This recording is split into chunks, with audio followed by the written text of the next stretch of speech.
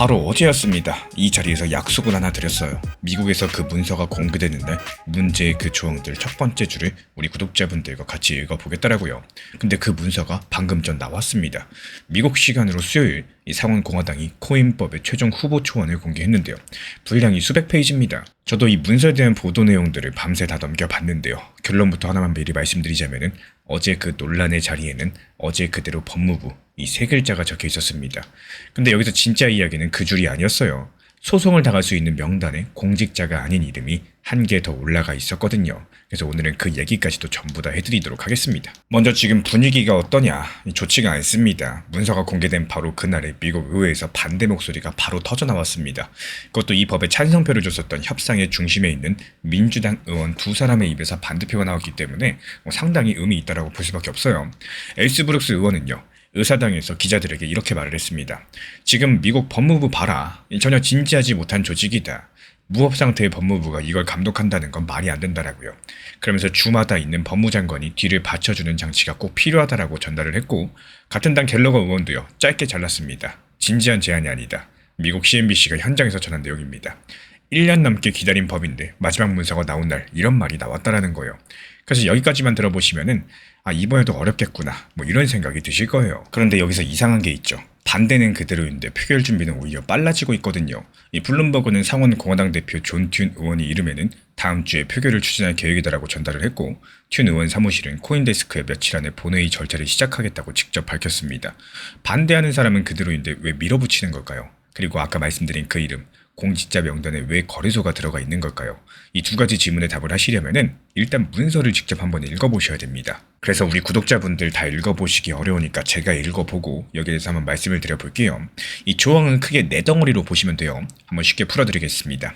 먼저 첫 번째 조항, 대통령, 부통령, 연방 국회의원, 연방 판사 같은 공직자들 그리고 여기에 따른 그 배우자들까지도 이 자리에 있는 동안 돈을 받고 코인을 만들거나 밀어주는 게 금지됩니다. 근데 이 금지에는 끝나는 날짜가 적혀 있습니다. 2029년 1월 20일까지입니다. 이 날짜 잠깐 접어뒀다가요. 이 뒤에서 다시 꺼내겠습니다. 상당히 중요해요. 그리고 두 번째, 이미 가지고 있는 코인이나 코인 회사 지분은 팔아야 됩니다. 팔지 않으려면 본인이 들여다볼 수가 없고 이래라 저래라 할 수도 없게 다른 사람에게 통째로 맡겨야 됩니다. 이걸 블라인드 신탁이라고 부르는데 이름 그대로 주인이 보지 못하게 만들어 놓은 계좌입니다. 그리고 세 번째, 이걸 어기면 누가 잡느냐? 미국의 법무부가 잡아요. 미국 검찰을 지휘하는 정부 부처가 잡게 됩니다. 감옥에 보내는 형사처벌이 아니라 소송을 걸어서 돈으로 책임을 물어보는 방식인데요. 그리고 바로 여기에 대해서 그 문장이 있습니다. 금지된 코인인 걸 알면서 거래소에 여기다가 상장을 시켰다? 그러면 그 거래소도 법무부가 소송을 걸 수가 있다는 거예요. 그럼 앞으로 거래소도 리스크가 상당하겠죠. 그리고 이어지는 네 번째, 공직자가 우리 돈으로 약 150만 원 넘는 코인을 팔면은 그 내역을 깔끔하게 공개해야 되고 정부가 일을 제대로 하는지 검사하는 회계감사원이 남은 구멍이 있는지 없는지 추가로 연구하게 됩니다. 그리고 여기서 한 가지 더요. 코인데스크 보도를 보면 이 규칙들, 법이 통과된다고 바로 시작되는 게 아니에요. 준비 기간이 1년 정도 주어질 예정인데 여기서 CNBC는 트럼프 대통령이 재산을 신탁으로 옮기는데 1년을 받게 되고 그동안 수익 활동은 계속할 수 있다라고 짚었습니다. 여기까지는 공개된 문서랑 그리고 상명서에 적혀있는 내용들 그대로 전달드린 건데요. 여기서 제 생각은 아직까지 하나도 보태지 않았어요. 그리고 이 네 가지 덩어리가 머리에 들어오면은 두 의원이 왜 화가 났는지도 바로 보이기 시작을 하실 겁니다. 어기는 사람을 잡는 게 법무부인데요. 법무부 장관을 뽑는 권한이 누구한테 있죠? 바로 대통령입니다. 그러니까 이 법이 가장 크게 감시해야 할 사람이 감시하는 조직의 인사를 결정을 한다는 거예요. 정말 아이러니한 상황이죠. 이게 어제 영상에서도 짚어드렸던 바로 그 구조가 지금 문서에 그대로 남아서 나온 건데 왜 이런 조항들이 생겼는지 다들 아실 겁니다. 이 트럼프 대통령 본인이 코인으로 벌어들인 돈 이야기 앞선 영상들에서 그 숫자로서 많이 전달드렸습니다. 대략 2조 원 정도를 조금 넘게 벌었어요. 그래서 그 두 의원이 요구하는 거는 이 대안까지 구체적인 상황인데요. 주 법무장관 그리고 미국은 주마다 검찰의 최고 책임자를 따로 두고 있는데 이 사람들은 대부분 주민들이 직접 투표로 뽑습니다. 대통령이 어쩌지 못하는 사람들이라는 거죠. 이 사람들도 소송을 걸 수 있게 뒤에 세워달라. 이게 바로 반대표의 핵심인 겁니다. 근데 여기서부터가 오늘 영상에서 가장 중요한 핵심 부분이 되겠는데요. 말 그대로 백악관이랑 공화당은 왜 그렇게 주 법무장관을 안 받으려고 할까요? 대통령을 지키려는 것처럼 보이는데 사실 이유가 하나 더 있습니다. 아까 그 거래소 조항 기억나시죠? 블룸버그 계열 보도를 보면은 원래 협상 과정에서 루미스 의원이 주 법무장관도 거래소에 소송을 걸 수 있게 하자 이렇게 제안을 남겼습니다. 그러면서 백악관이랑 공화당이 이렇게 반박했죠. 미국에는 주가 50개다. 그 50개 주가 제각각 소송을 걸 수 있으면 거래소는 50가지 기준을 전부 다 따로 맞춰야 된다. 그러니까 법무부 한 곳으로 통일하자. 이제 그림이 좀 다르게 보이실 겁니다. 이 싸움은 대통령을 누가 감시하느냐 하는 싸움인 동시에 또 거래소가 지켜야 될 기준이 한 개냐 50개냐 하는 싸움이기도 한 겁니다. 그리고 여기서 가장 묘한 장면, 이 법을 세상에서 제일 크게 응원하는 사람이 누구냐? 바로 미국 최대 거래소 코인베이스의 대표 암스트롱입니다. 이 법안이 표결 준비를 마쳤다. 미국 유권자 70%가 통과를 바란다. 이런 식으로 목소리를 높이고 있는 상황인데, 참고로 이 70%라는 숫자가 어떤 조사에서 나온 건지 그 근거는 확인이 불가능해요. 그냥 암스트롱 본인의 주장이다, 뭐 이렇게 들어주시면 되겠습니다. 근데 그렇게 응원하는 법 안에 자기 회사 같은 거래소가 소송당할 수 있다, 이런 문장이 들어있다는 거예요. 물론 여기에는 조건이 있습니다. 금지된 코인인 걸 알면서도 올렸을 때만인데 일부러 그런 코인들을 올리지 않으면 해당이 없겠죠. 그래도 자기가 미는 법에 자기 업종이 소송 대상으로 적히는 일 흔치는 않은 상황입니다. 그리고 여기서 이상한 게 하나 더 남아있죠. 아까 접어뒀던 날짜입니다. 이 중요할 거니까 뒤에서 다루겠다라고 말씀드렸죠. 2029년 1월 20일. 이 날짜가 뭐냐? 지금 미국 대통령의 임기가 끝나는 바로 그날입니다. 그러니까 이 금지 규칙의 핵심은요, 처음부터 지금 임기에 맞춰서 끝나도록 만들어져 있습니다. 여기에 아까 그 준비기간 1년을 붙여볼까요? 이번 여름에 법이 통과된다 치면 1년 준비하고 나서 규칙이 실제로 작동하는 기간들, 대략 1년 반 남짓이라는 계산들이 나올 수밖에 없겠고, 이건 제가 해본 계산이고요. 트럼프 대통령에게 정확히 언제부터 적용되는지는 아직까지 불분명하다라고 코인데스크도 명시를 했다 보니까 그 부분은 열어두도록 하겠습니다. 다만 백악관은 이 조항을 역사상 가장 포괄적인 윤리조항이라고 불렀는데요. 가장 포괄적이라는 말이랑 또 끝나는 날짜가 처음부터 적혀있다는 사실, 같은 문서 안에 함께 있는 겁니다. 이 두 의원이 문서를 보자마자 반대한 데에는 누가 잡느냐 하는 문제만이 아니라요, 이 시간 구조도 있었다. 저는 이렇게 바라보고 있습니다. 그리고 이 문서는 어제 저희가 걸어둔 숙제도 채점을 해주고 있는데요. 어제 영상 마지막에 3가지를 지켜보자고 말씀드렸었죠. 문서의 집행자가 누구로 적히는지, 협상했던 두 의원이 뭐라고 반응하는지, 표결 일정이 실제로 잡히는지. 이 중에 지금 2개가 무려 하루 만에 채워져 버렸습니다. 집행자는 법무부 그대로였고요. 두 의원의 반응은 반대입니다. 근데 3번째, 표결 준비는 멈추기는커녕 오히려 지금 빨라지고 있죠. 심지어 통과에 필요한 표가 몇 개인지도 신문마다 다르게 나오기 때문에 블룸버그 측에서 민주당에서 최소 7명이 찬성해야 된다고 했는데 코인데스크는 최소 10명이 필요하다고 말합니다. 이게 왜 따르냐? 지금 공화당 안에서도 반대표가 나올 걸로 예상되는 의원이 2명 있다. 이런 외신 분석이 있기 때문에요. 그걸 계산에 넣을지 말지 이 차이입니다. 그래서 저는 여기서 표 계산을 더 하지는 않겠습니다. 다만 필요한 표 숫자조차도 정리가 안 된 표결을 며칠 안에 하겠다, 이런 상황이라는 거예요. 이게 지금 워싱턴의 실제 모습인 거고 있는 그대로 전달드리는 겁니다. 그럼 지금 공화당은 뭘 믿고 이렇게 표결을 서두르고 있는 걸까요? 말 그대로 서두르는 데에는 믿는 구석이라는 게 존재하겠죠. 지금 여기에 따른 실마리 있는 이 법안 협상을 이끌어온 루미스 의원의 행동 2가지에 있습니다. 먼저 첫 번째, 루미스 의원은 문서 공개에 맞춰서 성명을 냈는데 그 내용이 뜻밖이에요. 반대하는 민주당을 비난한 게 아니라요, 이 초안에 기여해준 민주당이 감사한다. 그리고 며칠 안에 합의에 도달해서 이 법을 법으로 만들겠다고 약속을 했습니다. 반대 성명이 나온 날에 감사 인사가 나왔다는 거, 이 문서가 끝이 아니라 협상의 출발점이라는 신호탄으로 읽어볼 수가 있겠죠. 실제로 에이스 브룩스 의원도 반대하면서 이렇게 덧붙였어요. 여기서부터 계속 협상해서 모두가 책임지는 합의를 만들겠다. 문을 닫은 게 아니라 고칠 곳을 짚은 건데요. 그리고 2번째, 루미스 의원이 SNS에 올린 글인데요. 이건 절차 얘기가 아니라 내용 얘기입니다. 몇 년 전 테라라는 코인이 무너지면서 우리 돈으로 약 60조 원이 사라졌고 남아있던 재산마저도 파산 절차 안에서 대부분 없어졌다라고 해요. 그리고 이 법은 회사가 망해도 고객 재산이 다른 빚을 받을 사람들 몫으로 넘어가지 않게 보장한다, 뭐 이런 내용들입니다.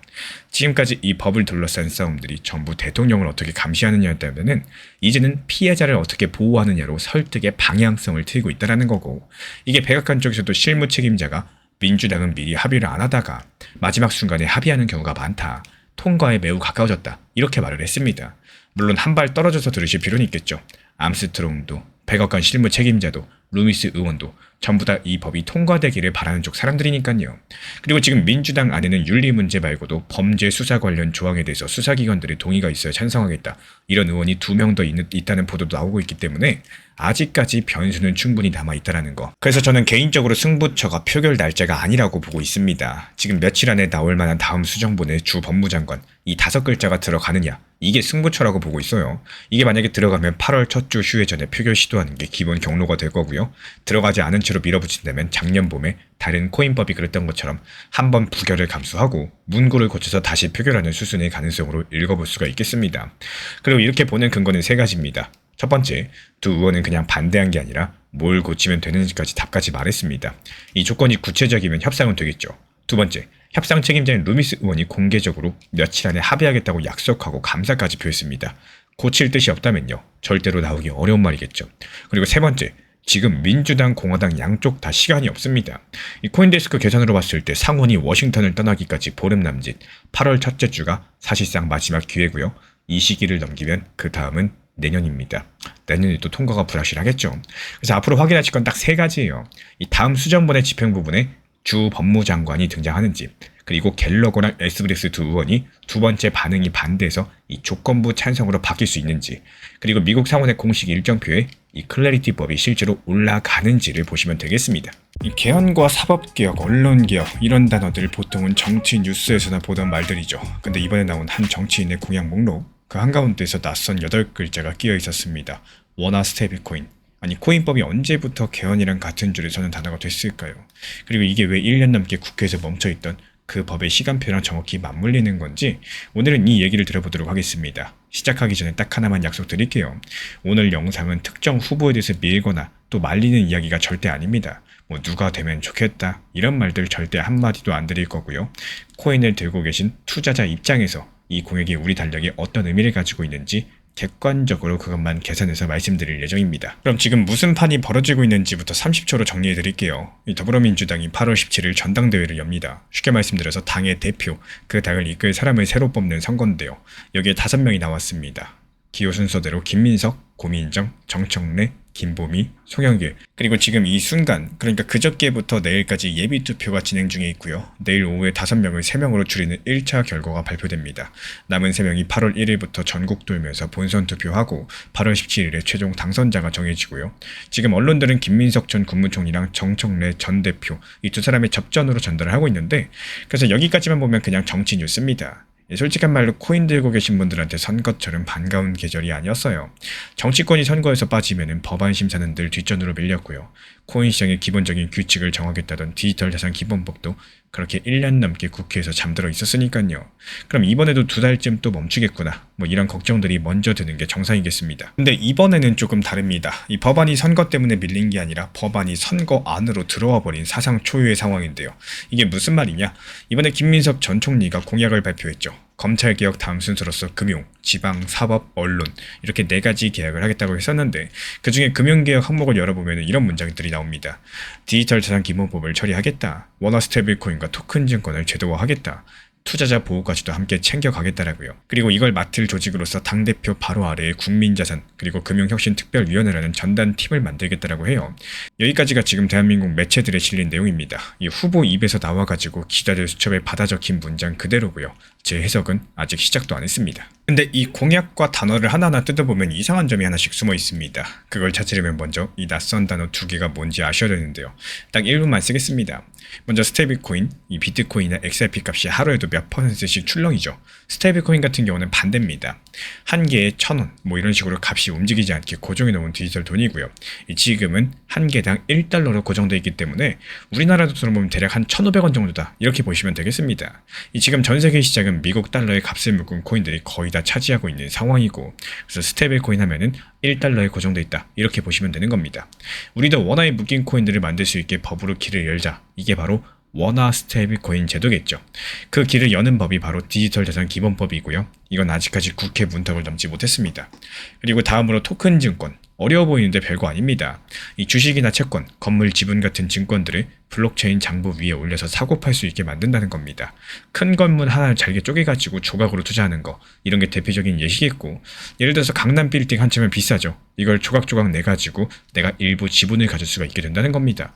단어는 알겠습니다. 이제 아까 말씀드린 이상한 점이 보일 차례예요. 공약에는 원화 스테이블코인과 토큰 증권 2개를 제도화하겠다고 적혀있죠. 이런 상황에서 이 둘 중 하나는 사실 이미 끝난 숙제입니다. 토큰 증권이요. 이걸 가능하게 하는 법, 그러니까 전자증권법과 자본시장법 개정안이 올해 1월 15일 국회 본회의를 이미 통과했었죠. 법무법인 세종의 분석 자료에서도 디지털투데이 보도에서도 나오는 내용들인데, 이 도장이 찍혔다는 얘기입니다. 물론 법이 통과됐다고 해서 다음 날부터 바로 굴러가는 건 아니죠.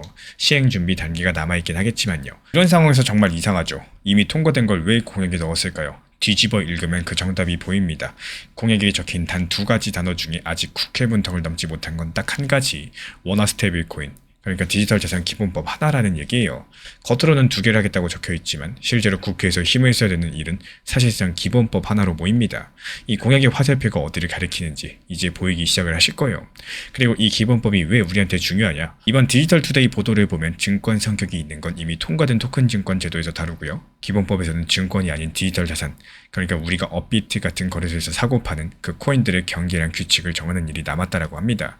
쉽게 말해서 이 법은요, 코인 투자자들이 발 딛고선 시장의 규칙서다라고 보시면 되겠어요. 리플 XRP를 들고 계신 분들, 비트코인을 들고 계신 분들 전부 다 해당되는 얘기고요. 여기까지가 이해 단계였습니다. 근데 이틀 전에 올려드린 기본법 영상을 보신 분들이라면 지금부터가 진짜 소름 돋는 지점이 시작이 되는데요. 그 영상에서 제가 뭐라고 말씀드렸죠? 이 법을 밀고 갈 여당의 디지털 자산 전담팀, TF라고 하죠. 이게 지금 멈춰 있는데 다시 굴러가려면 조건이 하나 있다라고 말씀드렸습니다. 8월 17일 전당대회 끝나고 새 지도부가 꾸려져야 된다. 그 다음에 TF 다시 짜고 9월달에 당과 정부가 합친 통합 법안을 낸다. 이게 공개되어 있는 계획이었어요. 그러니까 이 법의 시간표에서 제일 큰 병목이 바로 전당대회라는 얘기였습니다. 근데 오늘 뉴스가 뭡니까? 바로 그 전당대회에 나온 유력 후보가 그 병목을 풀겠다는 걸 아예 선거 공약으로 걸어버린 겁니다. 멈춰있던 법안에 자기 이름표를 달겠다고 손을 든 건데 그것도 그냥 하겠다가 아니에요. 당대표 직속 특별위원회를 만들겠다고 공약까지 걸었습니다. 이게 무슨 의미가 있냐? 기존 태스크포스는요, 위원들이 모여가지고 하는 팀이었어요. 근데 당대표 직속이면요, 그 당에서 가장 높은 사람 바로 아래에 놓이는 조직입니다. 결제 라인이 한 칸 뛴다는 거죠. 한 발 물러나서 보면 계단이 하나 더 보입니다. 이 원화 스테이블코인이라는 숙제, 원래는 금융당국 공무원들 책상 위에 있던 과제였어요. 그러다가 올해 들어가지고 정부의 성장 전략 과제로 올라갔죠. 앞선 영상에서 잠깐 짚었던 부분입니다. 그리고 오늘 당의 대표를 뽑는 선거에 공약까지 올라왔습니다. 이 공무원의 숙제에서 정부의 과제로 이제는 표를 얻기 위한 약속으로서 새 계단을 올라온 거예요. 어제 업로드를 드렸던 미국 영상에서 보신 것처럼 이 바다 건너에서는 코인이 이미 표 계산에 들어가 있는데 오늘 그 장면에 한국판이 막을 올린 셈이겠습니다. 이 말로 한 약속하고 공약집에 인쇄돼서 배달되는 약속은 그 무게 자체가 다르겠죠. 인쇄된 약속은 나중에 지우려면 그 값을 치러야 되거든요. 그래서 공약 목록에 활자로 바뀌었다? 이 사실 자체가 하나의 사건인 셈이겠습니다. 그래서 앞으로 8월 17일까지는 공약 경쟁 구간입니다. 그리고 이 구간에서 진짜 보셔야 될 건 누가 이기느냐가 아니라고 봐요. 딱 2가지인데 이 코인 공약이 후보들 사이에 공통 약속으로 번지는지 여부, 그리고 당선자가 정해진 직후에 전담 조직이 얼마나 빨리 다시 돌 수 있는지. 만약에 공약이 공통분모가 되고 조직 재가동이 빠르면요, 원래 있던 계획대, 그러니까 9월달 당정 통합안 발의, 연내 국회 처리 시도라는 이 시간표에 이번에 추진할 사람의 이름표까지도 붙게 된다는 겁니다. 전당대회가 시간표를 새로 쓰는 행사가 아니라 시간표에 비어있던 담당자 칸을 채우는 행사가 된다는 거죠. 왜 이 그림을 기본으로 보느냐? 그 근거는 총 3가지입니다. 먼저 접전 중인 유력 후보 한 명이 이걸 말이 아니라 문서로써, 그것도 전담 조직 설계까지 붙여가지고 내놨다라는 거예요. 그리고 레일이 이미 깔려 있었습니다. 여당은 하반기에 국회 정무위 소위원회를 매달 2번씩 열기로 이미 합의를 했고 9월달 통합안 계획까지도 살아있어요. 공약이 맨 땅에 떨어진 게 아니라요, 이미 굴러가는 레일 위에 얹혀 있다라는 거예요. 그리고 당과 정부 사이의 공감대가 이미 확산됐죠. 며칠 전 여당 간사가 미국의 달러 스테이블코인 법이 내년 시행되는 만큼 우리도 입법 준비를 서두르자, 이런 얘기가 지금 당정 사이에 오고 갔다라고 전달이 됐기 때문에 이런 상황에서 이 공약은 혼자 튀는 약속, 못 지키는 약속이 아니라요, 이미 움직이는 방향성에 속도를 더 붙이겠다, 이 부스터에 가까운 약속에 가깝겠습니다. 그래서 우리 구독자분들께서 보셔야 될 거는 출구조사 3개만 기억하시면 되겠습니다. 선거 결과를 미리 읽는 조사처럼 이 공약의 운명들을 미리 읽는 확인 지점들. 첫 번째 출구조사, 이 남은 연설이랑 토론회, 다른 후보들의 입에서도 이 항목이 나오는지, 나오면 누가 이기든 가는 약속이 되는 거고, 나오지 않으면 결과에 묶인 약속이 되겠죠. 두 번째로 8월 17일, 이때 직후에 첫 번째 인사 발표에서 특별위원회라거나 태스크포스 얘기가 언제 나오는지, 빠를수록 이 공약이 장식이 아니었다는 신호겠습니다. 세 번째로 9월달에 나올 당정 통합안 발의문에 원화 스테이블코인 문구가 실제로 들어갈 수 있는지, 이 3번째가 최종 채점이겠죠. 결국에 당대표 선거 공약에 원화 스테이블코인이 올라왔는데 2항목 중에 토큰 증권법은 이미 1월달에 통과됐으니 이 공약의 힘은 사실상 멈춰있는 기본법 하나로 모이게 됩니다. 이 법의 시간표에서 가장 큰 병목이었던 전당대회, 여기서 그 병목을 풀겠다는 유력 후보가 이름표를 들고 등장을 한 만큼 공약은 법이 아니니까 판정은 당락이 아니라 공약이 번지는지, 이 조직이 빨리 돌 수 있는지, 9월달 법안에 문구가 박히는지, 이 3가지만 보시면 되겠고, 그렇다면 내일 오후 5명이 3명으로 줄어들 예정이죠. 그 3명의 공약집을 나란히 펼쳤을 때 이 코인이라는 단어는 과연 몇 명의 페이지에 적혀 있을까요? 다음 영상에서 그 페이지들 같이 넘겨보도록 하겠습니다. 방금 전에 미국이 새로운 관세를 발효시켰습니다. 근데 이 관세가 적용하는 범위가 미국이 수입하는 물건 전체의 99.4%입니다. 미국으로 들어가는 물건 100개 가운데 99개 이상이 전부 다 적용된다는 얘기인데 거의 전부라는 얘기겠죠. 사실상 전 세계에 다시 관세가 깔린 거고요. 그리고 그 명단에 대한민국에 있습니다. 우리가 받은 숫자는 12.5%인데요. 그래서 여기까지만 들어보면은 굉장히 무서운 뉴스고 암호화폐 시장 또 폭락하는 거 아니냐 이런 생각 들 수밖에 없습니다. 실제로 오늘 시장 폭락하고 있는 상황이죠. 그리고 실제로 기사 제목들도 전부 그렇게 나왔습니다. 미국 60개국의 강제 노동 관세 확정됐다느니 대한민국은 12.5%라느니 지금까지 우리나라 적용받던 게 10%였으니까 2.5%포인트가 올라갔다라는 거죠. 이 수출로 먹고 사는 우리나라 입장에서는요. 당연히 부담이 늘어난 게 맞겠고 그리고 코인 하시는 분들은 아마도 작년 10월달이 떠오르게 되실 겁니다. 미국이 관세 발표하던 하던 날 이 코인 시장에서 하루 만에 28조 원이 강제로 청산됐던 바로 그날이요. 그때 암호화폐 시장 대폭락이 있었죠. 이 관세라는 단어만 나와도 정말로 심장이 철렁하는 이유가 분명히 있다는 겁니다. 그런데 여기서는요. 이번 발표문을 끝까지 읽어보면 정말 이상한 대목이 하나 나옵니다. 관세를 올린다는 발표인데 그 안에 여기까지만 받겠다는 상한선이 같이 적혀 있어요. 이 겁나는 발표문 안에 겁을 줄여주는 조항이 함께 인쇄가 되어 있다는 거고 이게 무슨 얘기인지 지금부터 하나씩 풀어드려 보도록 하겠습니다. 먼저 이것부터 물어야 돼요. 왜 하필 오늘이었을까요? 시간을 잠깐 되돌려 볼까요?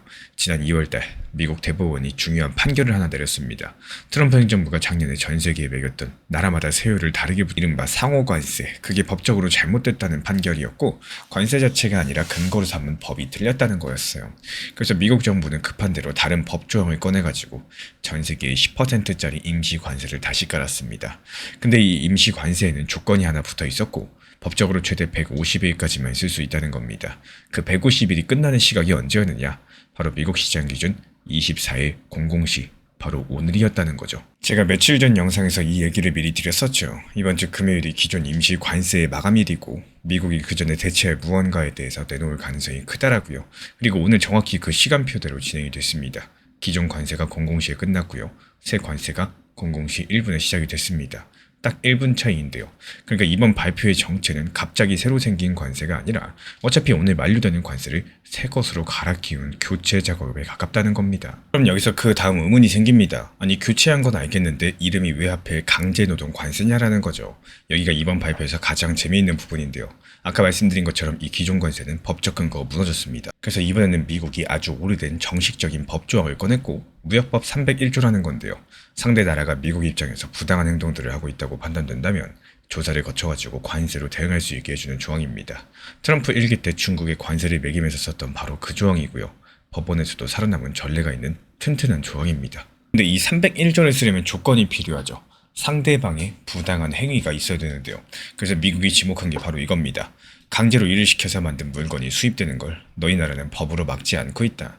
지금 미국은 100년 가까이 강제노동으로 만든 물건의 수입을 법으로 금지해온 나라거든요. 근데 다른 나라들 같은 경우는 그런 법이 아예 없다거나 또 있어도 제대로 집행하지 않는다라고요. 그래서 그건 미국 기업들한테 불공평하다. 이런 논리라서 지난 3월부터 60개 나라를 조사했고 지난달 관세 계획을 미리 예고하면서 각국의 반박 의견까지도 받은 다음에 오늘에서야 확정이 된 겁니다. 그러니까 정리드리면 이렇게 돼요. 이름은 강제노동입니다. 근데 이 관세가 실제로 하는 역할들은 법원 판결로 무너졌던 전 세계 기본 관세를 이번에는 무너지지 않는 법 위에 다시 세우는 일을 하는 거고, 그럼 세율이 어떻게 되느냐? 딱 두 가지입니다. 강제노동 물건의 수입을 막는 법을 이미 만들었다거나 미국과 협정을 맺어가지고 만들겠다고 약속한 나라들, 이 기사 기준으로 17개 나라는 10%인데요. 그런 약속이 없는 나머지 나라들은 12.5%입니다. 한국은 아직까지 그런 법이나 약속이 없기 때문에 12.5% 쪽에 들어가고요. 일본도 스위스도 똑같은 쪽입니다. 근데 여기서 그 처음에 예고했던 이상한 대목이 나오죠. 국내 보도를 보면은 한국과 일본, 스위스에 적용되는 방식이 이렇습니다. 원래 내던 관세까지 전부 합쳐서 총 부담이 12.5%를 넘지 않도록 이 상한을 정한다고요. 그러니까 어떤 물건에 이미 관세가 붙어 있었다면은 그 위에 12.5%를 통째로 더 얻는 게 아니라 다 합쳐서 12.5%까지만 받겠다는 겁니다. 유럽연합과 대만은요, 10%를 기준으로 같은 방식이고요. 또 제외 목록까지도 깁니다. 특히 미국 안에서 구하기 어려운 원자재, 여기에 대해서 관세를 매기면 미국 경제가 흔들릴 수 있는 물건들은 뺐습니다. 이 자동차나 철강처럼 이미 따로 관세가 붙은 품목에는 이중으로 얹지 않습니다.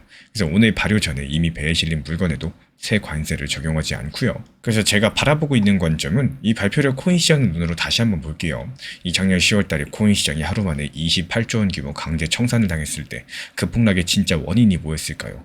관세 그 자체가 아니었습니다. 예고 없이 튀어나온 아무도 예상하지 못한 숫자였죠. 어느 날 갑자기 중국에 100%라는 숫자가 나오니까 그 다음 숫자는 얼마가 될지 아무도 계산할 수 없게 된 거예요. 그 불확실성이 빚을 내가지고 투자한 사람들의 계좌를 한꺼번에 무너뜨리게 된 겁니다. 그런데 이런 상황에서 오늘 발표를 한번 보세요. 숫자는 지난달에 미리 예고됐었죠. 오늘 확정된 세율은 그 예고에서 벗어나지가 않았습니다. 상한선이 문서에 적혀 있어요. 그리고 제외 품목들이 정리되어 있어요. 이중으로 매기지 않겠다. 이미 실린 물건에는 소급 안 한다. 이런 것 같이 전부 다 명시가 되어 있습니다. 이 시장을 놀라게 할 만한 재료가 서류 안에 없다라는 거고, 같은 관세 발표인데 작년 10월과는 만들어진 방식 자체가 정반대라는 거예요. 그리고 여기서 소름 돋는 대목이 하나 더 있습니다. 이 제가 며칠 전 그 영상에서 이번 발표가 나오면 확인할 것들 세 가지를 미리 걸어놨었죠. 그 첫 번째가 발표문의 세율 분포였습니다. 대부분이 10% 수준에 머무르면은 이건 기습이 아니라 시장이 이미 알던 그림의 연장선상이라고요. 오늘 나온 답이 10에서 12.5%입니다. 미리 걸어둔 기준으로 채점하면은 첫 번째 항목은 통과됐다는 겁니다. 그리고 여기서 하나 더 보셔야 되는 거는 이 발표를 받았던 XRP의 현재 위치입니다. 작년 10월달 시장은요, 빚을 잔뜩 낸 과열 상태에서 기습을 당했죠. 지금은 정반대입니다. XRP는 이번 달 초 1,500원 부근, 최근 1년 사이 가장 낮은 자리까지 밀렸다가 지금은 1,700원 안팎까지 올라와 있습니다. 그리고 최근 100일 동안의 평균 가격이 1,640원 부근인데 XRP가 지금 그 평균선 위로 올라와서 며칠째 자리를 지키고 있습니다. 6월 초 이후 처음 있는 일이라는 거고, 여기에 빚을 내가지고 베팅하는 선물시장 쪽 지표들도 해외의 한 데이터 분석가가 이번 주에 짚었는데요. 약세를 가리키던 지표 4개가 중립으로 돌아섰다라고 합니다. 쉽게 말씀드려서 빚이 많이 낀 시장은 작은 충격에도 무너지겠지만, 빚이 빠진 시장은 같은 충격을 훨씬 더 잘 버팁니다. 지금은 그 뒤쪽에 가깝다는 얘기겠죠. 그리고 달력을 한번 보면요. 오늘로써 관세라는 큰 변수 하나가 지금 숫자로 고정돼 버렸죠. 그럼 다음 주부터 어떨까요? 이 시장의 눈은 어디로 갈 수 있을지, 어제 영상에서 다뤄드렸던 미국 의회의 클래리티 코인 법안입니다. 이 8월 초부터 여름 휴회 전이 사실상 마지막 표결 창구이기 때문에 그 승부 주간을 앞두고 관세 쪽 불확실성이 오늘 상당 부분 정리가 된 셈이 된 겁니다. 결국에 이번 관세는 발효 주간에 시장을 출렁이게 할 수는 있어도 작년 10월처럼 시장을 무너뜨리는 종류가 아니라서 이미 모두가 알고 있던 10%짜리의 연장선상으로 소화될 가능성이 높다. 그리고 이 변수가 소화되고 나면은 시장의 다음 관심은 8월 초 미국 의회의 코인법 표결로 넘어간다.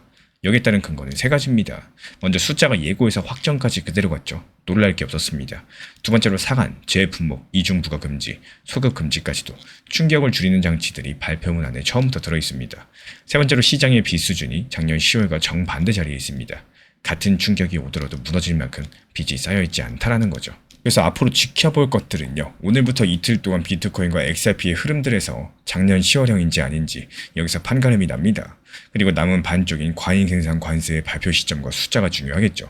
유럽연합이랑 중국, 일본 같은 큰 대장국들의 첫 번째 공식 반응도 중요하겠고, 협상으로 갈 건지 관세 보복으로 갈 건지 이것도 중요하겠습니다. 미국이 이번에 60개 나라에 10에서 12.5%짜리 강제노동 관세를 확정을 했는데, 이건 새로 떨어진 부담이 아니라요, 오늘 영리시에 만료됐었던 임시 관세를 1분 차이로 갈아 끼운 교체다, 이렇게 보시면 되겠고, 이 숫자랑 상한과 제외 품목까지도 미리 적혀서 나온 관세이기 때문에 예고 없는 숫자로서 시장을 무너뜨렸던 작년 10월과는 그 구조 자체가 반대라는 거. 그렇다면 이제 남은 거는 이틀 동안의 시장 반응들, 그리고 아직까지 나오지 않은 반쪽 과잉 생산과 관련된 관세입니다. 그럼 마지막으로 질문 하나가 남죠.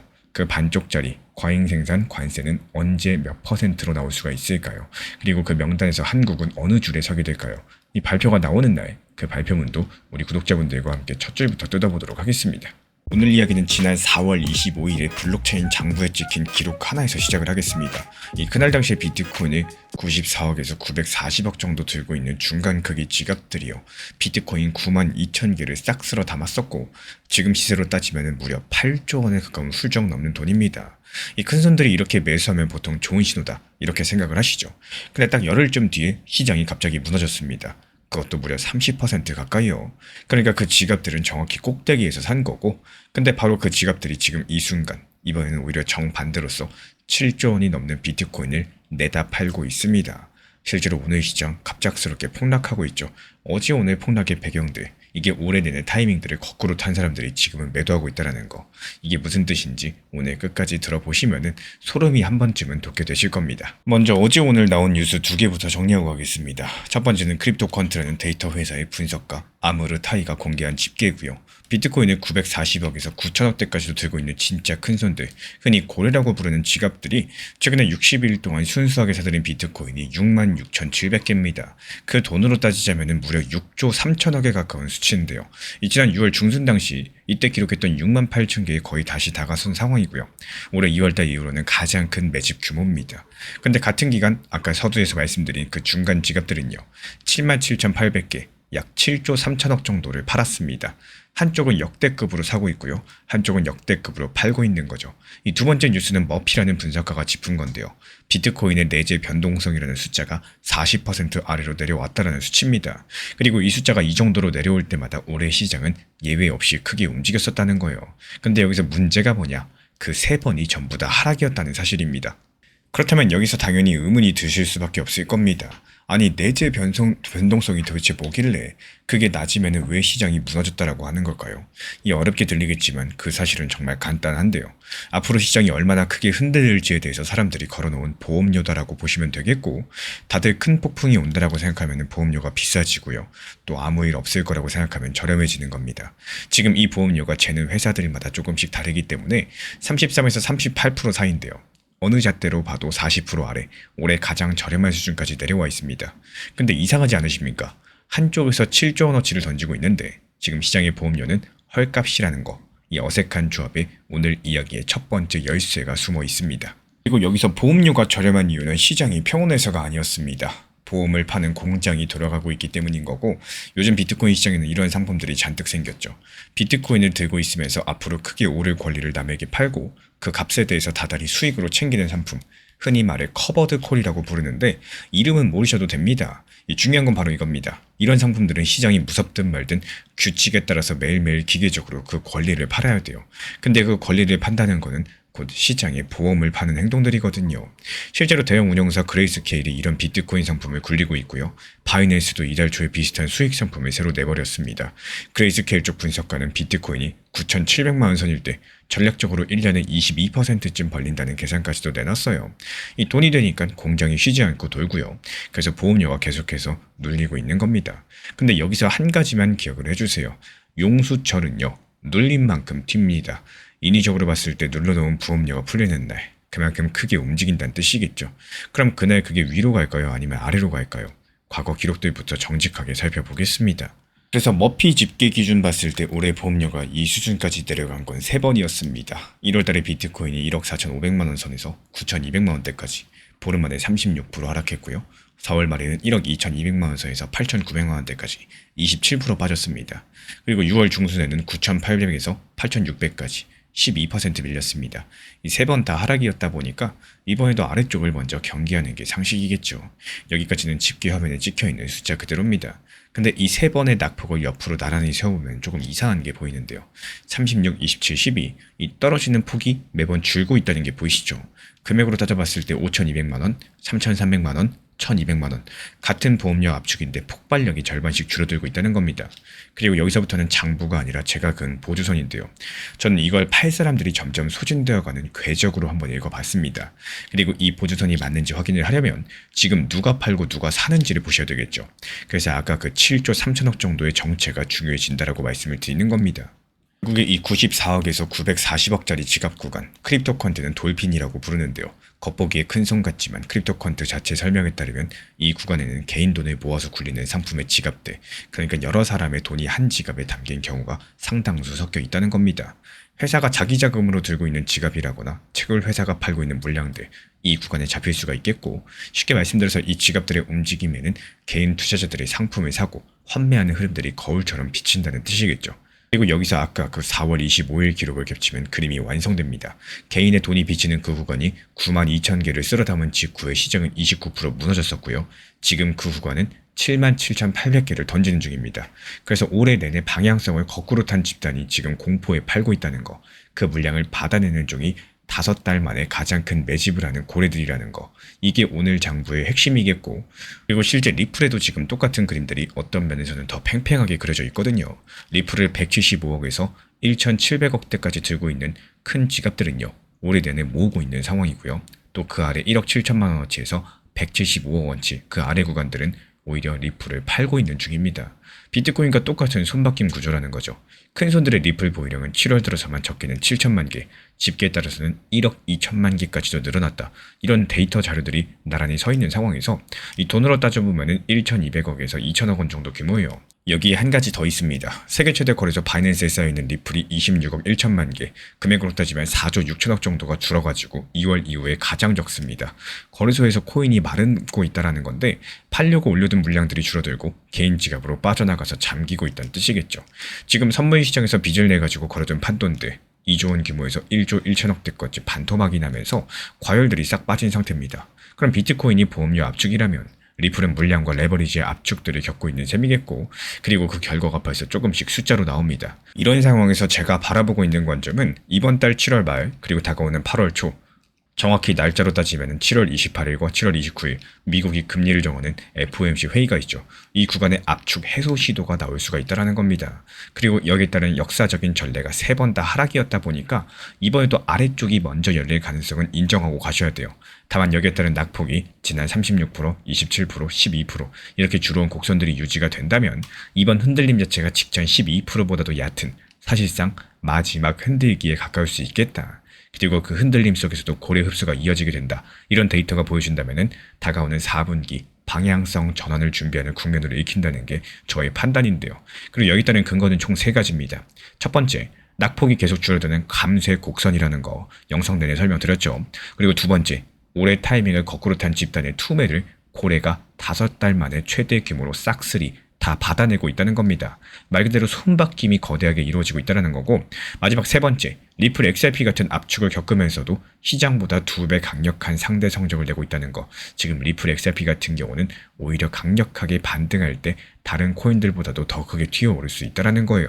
그래서 지금의 고요함은요, 결국에 평화가 아니라 보험을 파는 공장을 눌러놓은 압축이라는 거고, 그 아래에서 올해 내내 방향성을 거꾸로 타고 있는 지갑들이 던진 물량들, 고래들이 5달 만에 가장 큰 손으로 싹쓸이 받아내고 있다는 겁니다.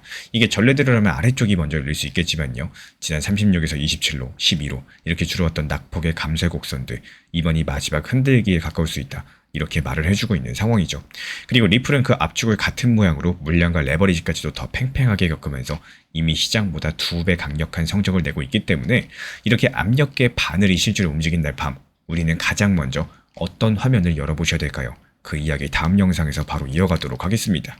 최근에 시장이 너무 답답하다 보니까 정보방 입장에 대해서 문의 주시는 분들께서 많아지셨어요. 먼저 제일 중요하지만요. 제가 안내드리는 모든 정보방은 업비트, 빗썸, 현물 매매로서만 안내 도움드리고 있습니다. 지금 화면에 보이시는 번호나 혹은 댓글 링크에 있는 신청란을 통해서 신청 주시면은 안내를 도움드리고 있고요. 이 3가지 방 중에 필요로 하신 방을 체크해서 신청 주시면은 필요로 하신 방에 맞춰가지고 입장 안내드리고 있습니다. 먼저 리플 전용방 같은 경우에 리플에 대한 중요 이슈, 그리고 리플에 대한 단기 저점과 단기 고점, 중장기적으로 보는 중요 타점 같은 핵심 내용에 대해서 안내드리고 있기 때문에 영상 시청해주시는 우리 구독자분들께서 리플이라는 코인이 장기적으로 좋다라는 건 알고는 있지만 현재 같은 시장에서는 많은 답답함을 느끼시는 분들께서 정말로 많이 계실 거라고 생각을 합니다. 이 적당한 일부 비중은 단기 고점과 저점을 살려서 효율적인 대응을 만들어 가시고 또 오히려 중장기적으로 더 잘 가져가기 위한 효율적인 매매하시는 것들을 추천드려요. 그리고 두 번째로 종합 브리핑방입니다. 장기적으로 보기에 좋은 코인들과 현재 시장 흐름에 대한 중요 시장 이슈들, 브리핑 내용이나 리플에 대한 방향성, 락업 해제 일정과 여기에 따른 움직임들에 대해서 안내드리는 종합적인 방이다. 이렇게 생각해 주시면 되겠습니다. 그리고 마지막으로 단기 종합방 같은 경우는 말 그대로 단기 종목들에 대한 타점을 안내드리고 있는 방입니다. 이 단기 종목은 말 그대로 단기 종목답게 접근을 하셔야 되는데 욕심으로 인해서 타점을 너무 높게 잡아가지고 수익 실현을 못하거나 아니면 눈치 보기 매매를 하다가 이렇게 수익 실현의 기회를 놓치셨던 기억이 있으신 분들 지금 시장에서 정말 많은 상황인데요. 항상 비중 조절이 중요하고요. 매수와 동시에 목표 타점을 걸어 놓으면서 현실적으로 봤을 때 내 것으로 만들어서 마침표까지 잘 찍는 게 단기 매매의 핵심이다 생각을 해요. 단 여기서 중요한 거, 아무리 내가 좋아하고 시기가 좋고 스스로 괜찮다고 판단하셔도 몰빵 매매는 정말 위험하기 때문에 매번 말씀드리는 비중 조절 원칙 매매로 접근하시는 게 가장 중요합니다. 끝으로 항상 말씀드리고 있지만요. 저는 업비트, 빗썸, 현물 매매에 대해서만 안내를 도움드리고 있기 때문에 절대로 해외골에서 선물 매매에 대한 고위험 리스크 매매에 대해서는 언급조차 드리지 않고 있습니다. 무조건적으로 업비트, 빗썸 이렇게 현물 매매로 필요하신 분들께서만 입장 신청 주시면은 안내 도움 드리도록 하겠습니다. 이 빠르게 가는 것보다 중요한 건요. 꾸준하고 길게 가는 게 더 중요한 투자 시장이다. 이렇게 생각을 해요.